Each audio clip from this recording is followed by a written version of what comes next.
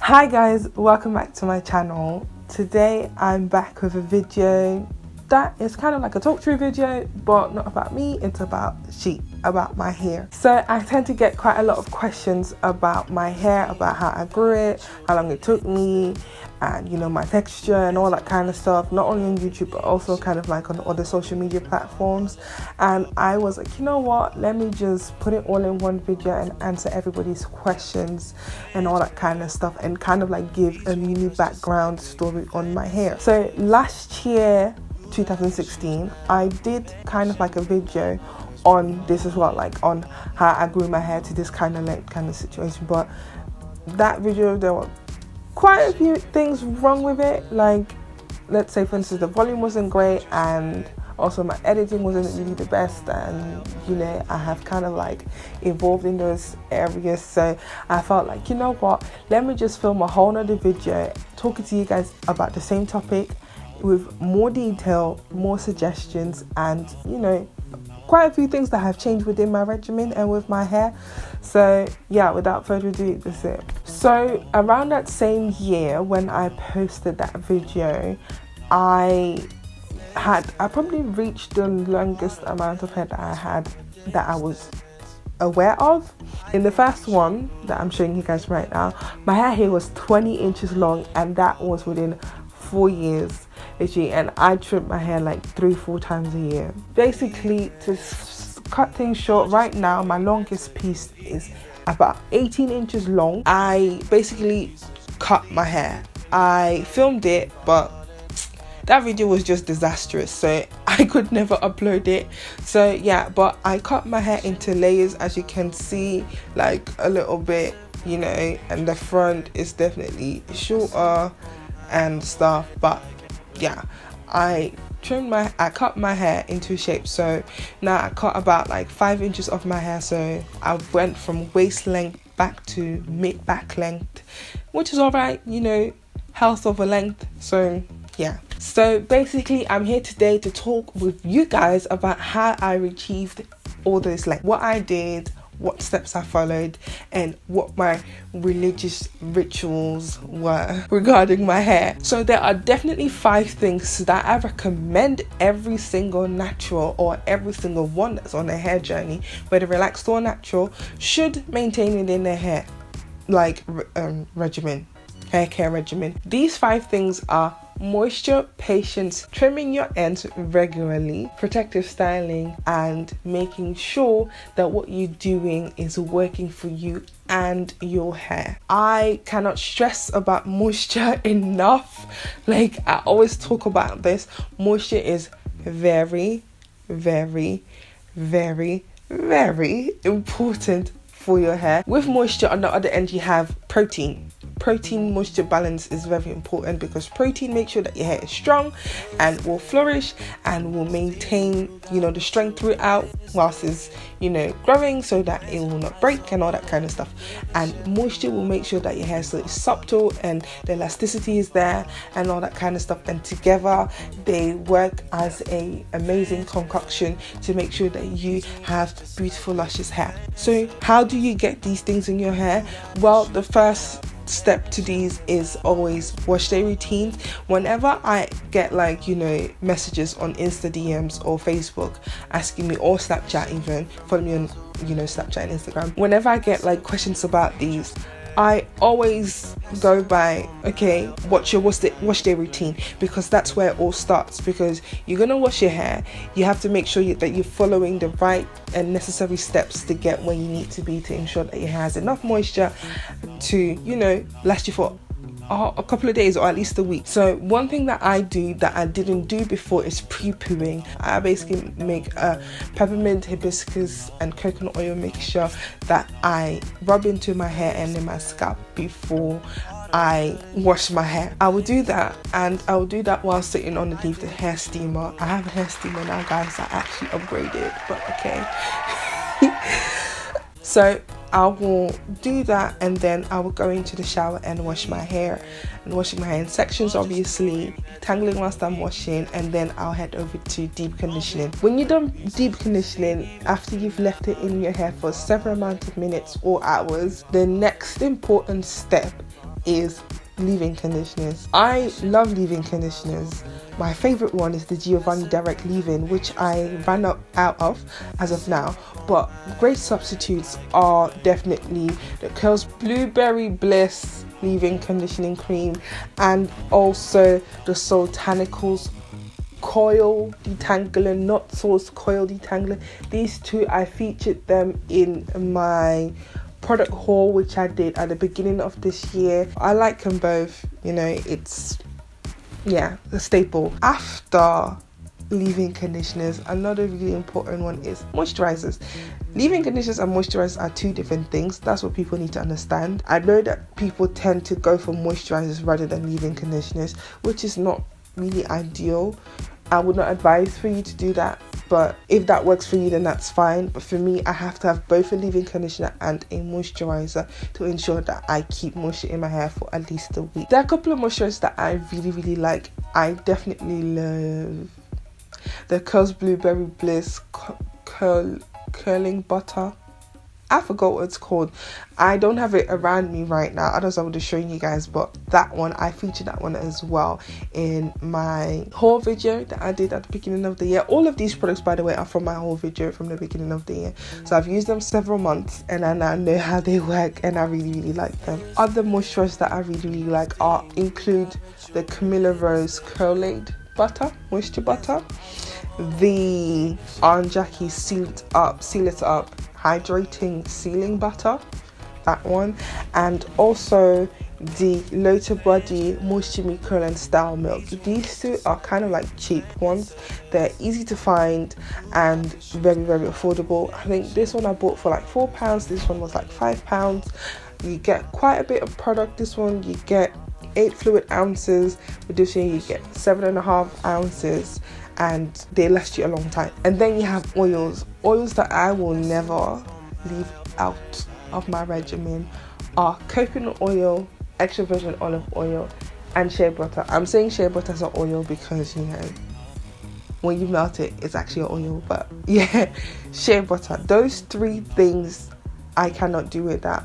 I use castor oil as well, Black Jamaican castor oil, but it's not really a religious thing that I use all the time. If I don't have it, I do not miss it, but I do like to have it. You know, I like it a lot. Oils are important to make sure that the moisture that you put in your hair with each and every step that you do stay in your hair for a longer amount of time than when you would not apply the oil on your hair.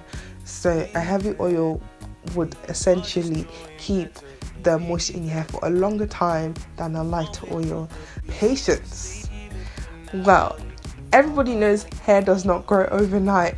I literally went from big chopped hair to this, so you have to have patience. I know us YouTubers here, we give loads of hope, you know, we're like, oh my gosh, like, you know, people aspire to have hair like some of us here, or some people that you see on social media.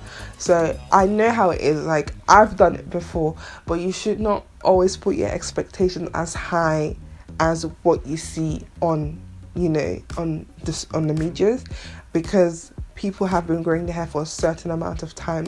Not everybody will say how long they've grown it for. I feel I'm open with it.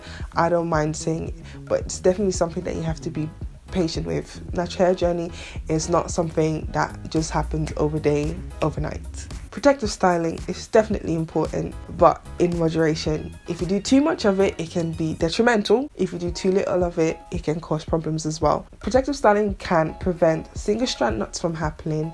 It can help with retaining moisture for longer periods of time, and it can help with stretching your hair so that, you know, breakage wouldn't happen as often. And also, yeah, going back to the first point, preventing single strand knots. When protective styling is done too much, you can risk thinning hairlines, thinning hair, and hair breakage due to lack of moisture and protein balance. It's very important to know how long to keep a protective style in for and what kind of protective style you should do back to back to back. It's okay to do twists with your own hair and braids with your own hair back to back to back, because it's kind of like you're not putting any tension on your hair by pulling it or putting braids in it that will weigh it down and potentially pull out your hair from the roots. You're just, you know, putting your hair in twist or in braids to help maintain moisture and length, right? So that's all right. But once you start doing the braids and the weaves too much, that can be detrimental. I would definitely recommend for you to do it like every so often, and even if you do it every so often, don't keep it in for a longer amount of time. I keep my braid hairstyles in for 3 to 4 weeks, or 2 to 4 weeks, let me say 2 to 4 weeks, depending on what kind of braiding hairstyle is. And this is normally box braids or like, you know, the cornrow braids or something like that.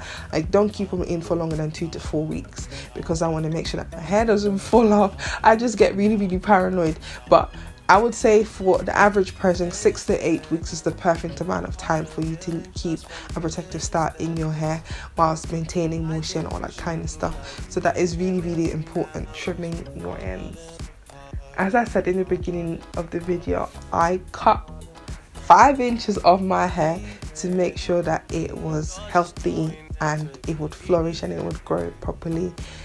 This year, the beginning of this year, my hair kind of reached a plateau. There was a stage where I felt like my hair wasn't growing as much as it normally would. Like, I'm used to seeing my hair grow by looking at pictures and everything, but I felt like in a period from, let's say, February till about June-ish, my hair did not grow as much as it normally would. So that's why I bought new products at the beginning of the year, and also that's why I cut my hair. And it really brings a lot of difference in your hair. Trimming your ends, make sure that you help prevent single strand knots from happening, breakage from happening, split ends from happening, and also ensures that your roots can grow nicely through. Because if you have split ends or breakage, it can happen from the tip of your hair and then go all the way up and then split at the root, which will cause like breakage. And you don't want that. You don't want that. You want your hair to be nice and luscious and full and flourish and everything else. So yeah, to prevent that, just please guys, just trim it. I know it's scary, but if anything, I have a video actually on how to trim your hair. I'll link it in the eye above right here so you can have a look at it. Okay, hopefully that helped. And then finally, you have to make sure that everything that you do works for you and your hair. Any hair journey can be hard, but it's you that makes it hard for yourself. You can make it as easy as you want, you can make it as hard as you want. I try to keep mine simple. I do my hair once a week. That once a week, I will do everything I need to do, from washing, detangling to styling, and maintain that whole style for a whole week or 10 days, and then repeat it all over again. I know people that do it every 2 weeks. I know people that do it like a couple of times in 1 week. Do what works for you. All these things that I've said are just suggestions that I follow, that work for me, that you can try out and see if it will work for you as well. And by this I mean, like, you know, the whole washing and the whole styling and the whole, you know, just everything. Because I know for some people it wouldn't work for them to wear the hair out like this. I get that. I'm not mad at it. That's normal. We're all people, you know. We have to see what will work for us and what won't work for us. So, you know, this works for me for 3 days max, and then I have to wear my hair up in a bun or in a puff or back in twists again or something like that, depending on how I feel. So do whatever will work for you in that moment. And with that said as well, do not compare your hair to other people's hair, because that will actually break your confidence in some kind of way, because you will feel like you were supposed to be at this type of length but you're not at that type of length, so your hair is not growing. That's not the case. Your hair is probably growing, but you don't see it because you're too focused on what other people have.